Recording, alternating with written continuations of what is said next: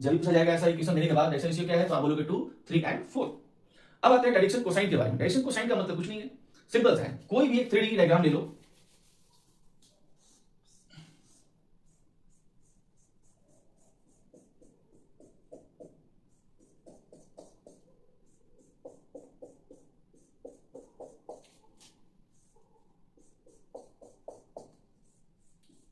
यहाँ पे 3D figure. Suppose that एक पॉइंट यहां पे, एक पॉइंट जस्ट यहां पे लाई कर रहा है,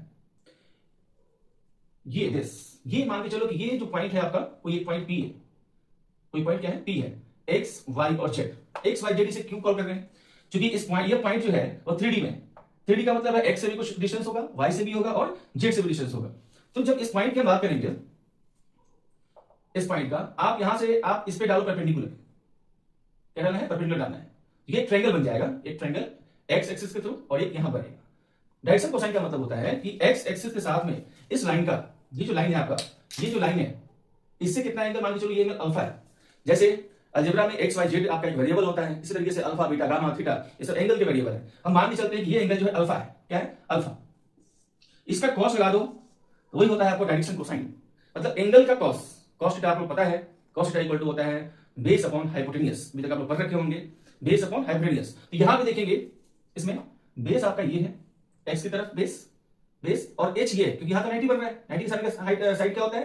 हाइपोटेन्यूस होता है। तो इसकी जो वैल्यू है वह वैल्यू क्या होती है?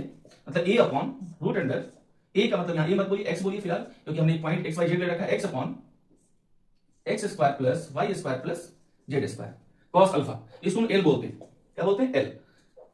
एल मतलब ऐसे रिप्रेजेंट करते हैं एल एम एन, जैसे को साइन रिप्रेजेंट करते हैं एल एम और एन। एक्स वाले को एल, वाई वाले को एम और जेड वाले को एन। इसी तरीके से आप खुद बताएंगे कि इसमें एक्स था, बेस क्या था? एक्स था। जब हम इस एंगल को लेंगे यहां से, जब हम ड्रॉ करेंगे परपेंडिकुलर, फिर क्या बनेगा यहाँ पे?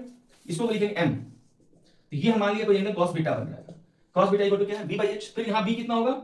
Y, y upon h. Y upon h की वैल्यू कितनी है? Root under x square plus y square plus z square. ये जो आ रहा है आपकी वैल्यू, एच की value x square plus y square plus z square, ये आ रहा है पाइथागोरस थ्योरम से। पाइथागोरस थ्योरम को समझने के लिए आपको बता दें, देखिए ध्यान से समझिएगा, समझ में आ जाएगा।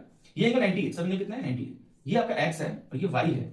जब आप इसे ये ड्रॉ करोगे, ये भी 90 है, तो ये जो लाइन मिलेगा आपका, ये जो लाइन है वो क्या है? ये भी एक्स है, ये बनेगा आपका line root under x square plus y square. अब इसी पे एक ये, तो ये क्या है आपका? ये आपका क्या है? इसी के जस्ट पहले जेड, क्या ये? जेड है। तो ये जेड है, तो अब देखो, अब इसका स्क्वायर प्लस जेड का स्क्वायर, जो ये जो बनेगा, ध्यान समझिए, ये जो जेड है ना, और ये लाइन क्या है? Root under x square plus y square, और ये आपका क्या है? जेड है, और ये आपका क्या है? हाइपोटेन्यूस बन रहा है यहाँ पे, जो सब हम यूज कर रहे हैं।